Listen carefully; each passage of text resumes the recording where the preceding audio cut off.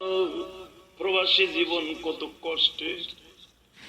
হাসান আমারে বলছিল, হুজুর সারাদিন কাজ করিয়া যখন বালিশটা মাথায় দেই, ছোট্ট ভাই বোনের কথা মনে পড়ে যায়, মায়ের কথা মনে পড়ে।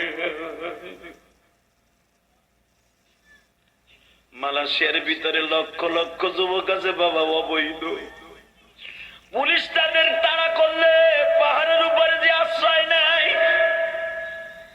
কারণ মালয়েশিয়ার প্রশাসন এত কড়া বাবা। আমার বাংলাদেশের প্রশাসন অনেক ভালো, একটু দয়া মায়া আছে। মালয়েশিয়ান পুলিশের মধ্যে কোনো দয়া মায়া নেই। এমন মাইর দেয়, মাইরের চোটে অনেক ছেলে পায়খানা করিয়া রক্ত পড়তে পড়তে মরিয়া যায়।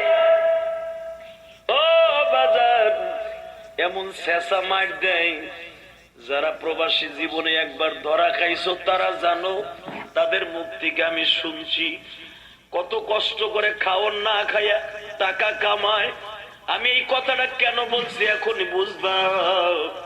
আমার বাংলাদেশে একটা ছেলে যদি অটো রিক্সায় অ্যাক্সিডেন্ট করে পুলিশের সামনে পড়লে পুলিশ ভাই নিজের জীবন বাজি রাইখা তারে হাসপাতালে নেয়।